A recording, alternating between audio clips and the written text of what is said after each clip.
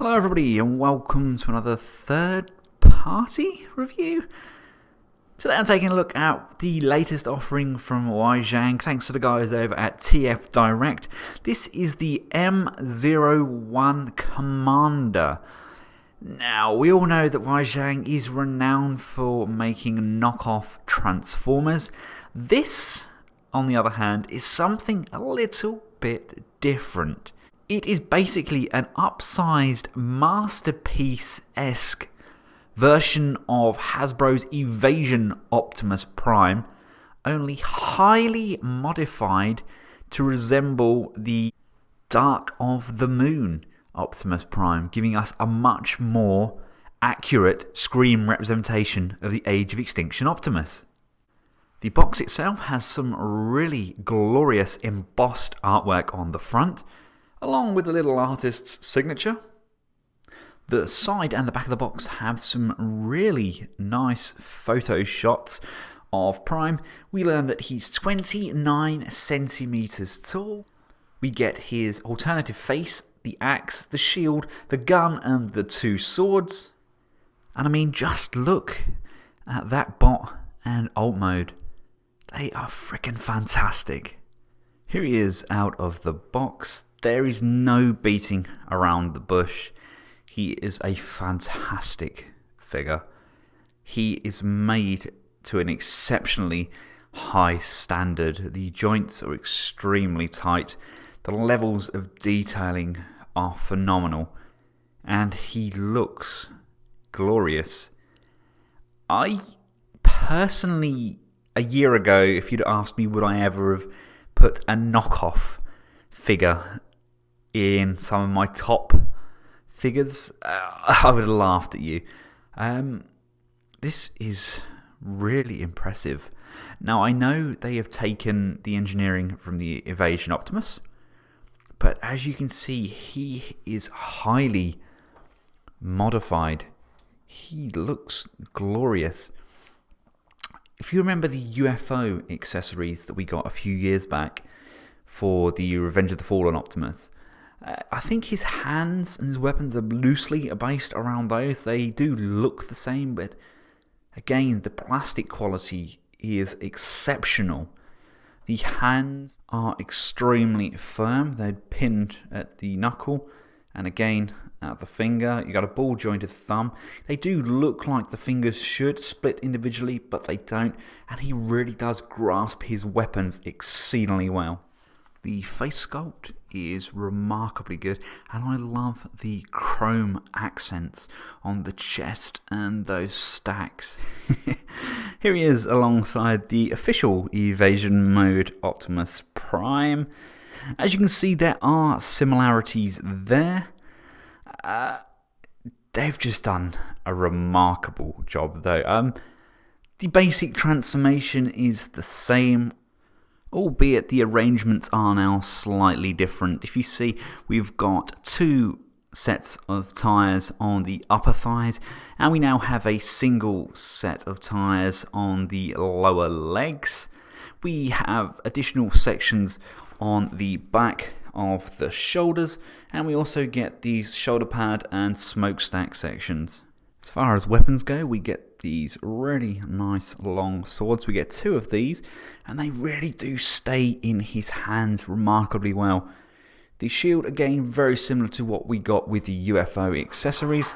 We get his lovely Energon axe with nice Cybertronian text included. We get his blaster, which again can be flipped and stored on the back as gas tanks, and we get the unmasked Optimus face. Sometimes it's just the smaller things that really impress, like the levels of circuitry underneath the armpit section there, or even just the nice silver trim around those blacked out windows. The paint applications on this guy are absolutely impeccable. Even the pistons are highlighted. What a gorgeous figure. Now Now, enough of me sounding like an Optimus Prime fanboy, let's cover his articulation. The head can look left and right, can go up and down, really great motion there. The shoulders can move up, down. This section here does rotate up and down as well, and actually pegs and locks onto the shoulder like so. Arms can go all the way up and over on a very, very stiff, tight friction joint. There is a bicep rotation. We have a nice bend at the elbow. Really nice there on a very, very soft ratchet. The wrists can rotate. As previously mentioned, the fingers are pinned at 2 points so can curl over. The thumb is ball jointed, and we actually get wrist rotation as well, which is fantastic as it allows us to pull off iconic poses like this one. Yes, he does include a matrix, albeit fixed into his chest, but it looks the part anyway. The waist rotates, although there is a slight clearance issue with the tyres. The legs can come all the way forward on a nice tight ratchet. Again, all the way back, can come out to the side. Tyres on the side can actually untab. This one can pull down, allowing for an even deeper range of motion on the legs. Of upper thigh rotation. Glorious bend at the knee there. The knee pads do move forward and backwards. We have rotation on the front there. Almost feels like that's sprung. The toes do move. The foot section itself moves left and right, and also goes forwards and backwards, so we can get really nice range on the toes. Optimus Prime man pose. Check. Here he is alongside some of the other primes. Obviously, he is made by Wei Jiang, the same company that made the MPP-10 at the back there. So he does scale pretty darn well with him. Unfortunately, he's probably a little bit too tall for your official masterpiece collection, because this is MP10 here, and he does tower over him, but his build quality, his paint applications, and his general look and aesthetic, he definitely ticks the masterpiece boxes. Now, like I previously mentioned, we can change the look of Optimus. There's a single screw that goes through the back, which secures this face into place. As you can see, there's this added head shield section here. That's going to slide in and give our Prime some eyes.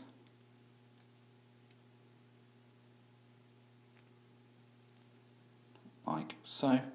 And then we can just slide the head back on and then redo the screw. And there's the face on fully. Looks really nice, especially with those blue eye sections. Now, of course, as I previously mentioned, we can store his gun on the back as smokestacks. And if we come down to the leg, see what I've done there? I've actually made it look more like the toy.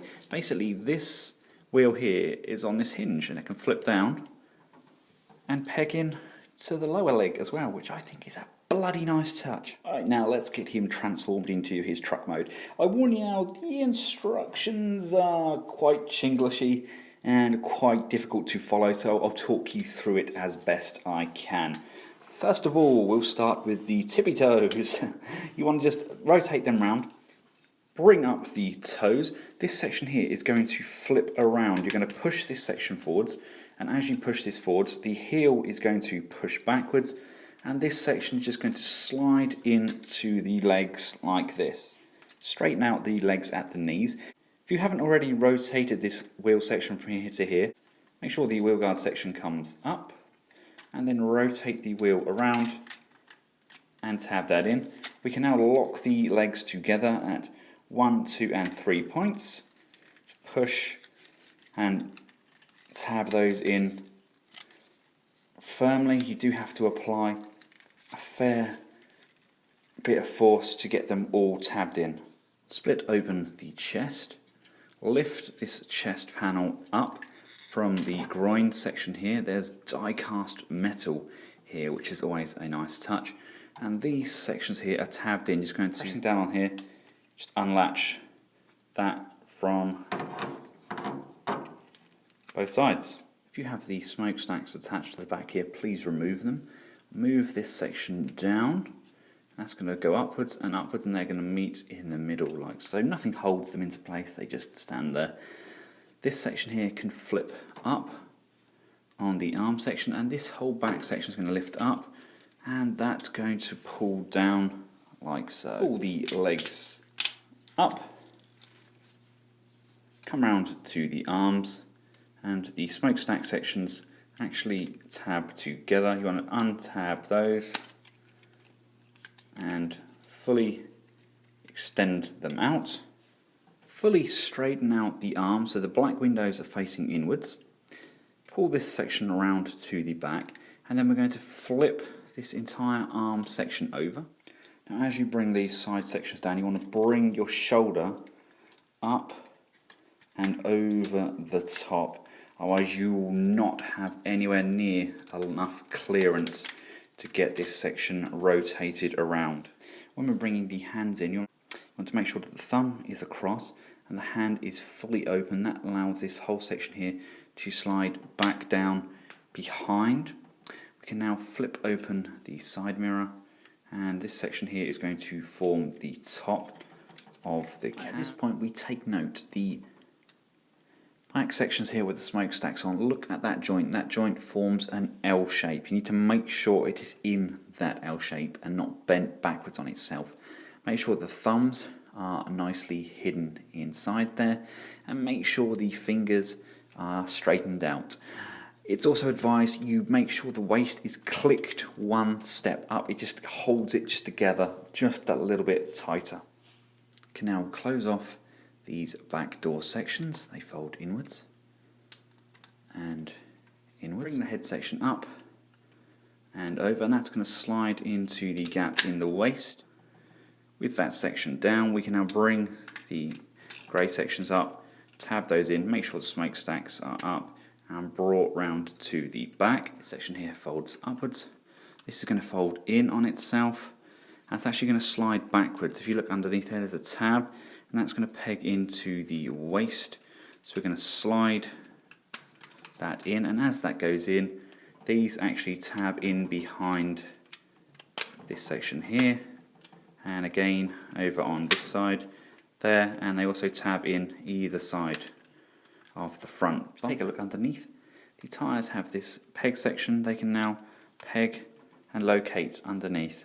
Bring down the front section, push that into place, securing everything, and come round to the side, bring in your smokestack backpacks, and just tab those in to the holes on the legs. And there we have Prime in his G1 evasion mode. That is glorious. Don't get me wrong, it's not perfect. These don't quite line up spot on. I mean, you can kind of angle it and play around a little bit. It's a bloody good effort though. Side windows are probably too small, I think. I love the fact they've included these big, huge, chunky smokestacks on the back there, and the option to put the gas tanks on the side. We already know that we're getting an MPP-10 style oversized trailer, and it's advertised in the instruction booklet that that is compatible with this as well. The trailer hitch will work with that. The tyres do roll, but not amazingly. They're a little bit wibbly wobbly, but they are rubber tyres. The chromed wheels look really, really sweet. They do indeed. And overall, it's a very good G1 representation of Optimus. Here he is alongside the MPP-10. Okay, yes, we're missing the chrome grille, but all in all, considering how different these two are in their robot modes, I think the alt modes are actually fantastically similar. That's pretty good.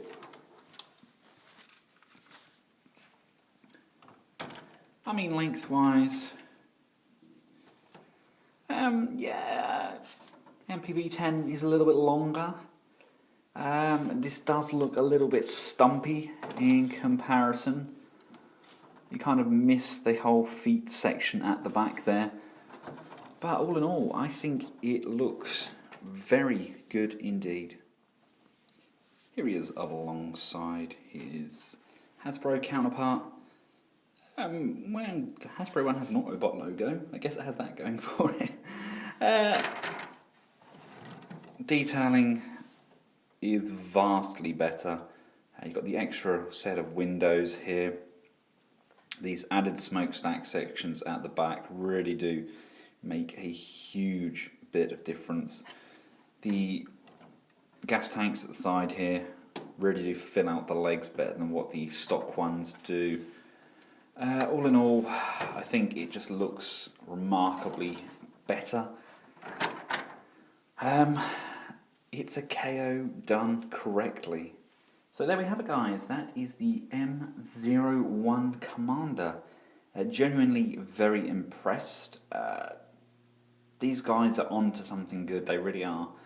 To build something of this sort of quality, it's remarkable. It's better than some of the third-party items that I've had, and it really is a masterpiece from Age of Extinction.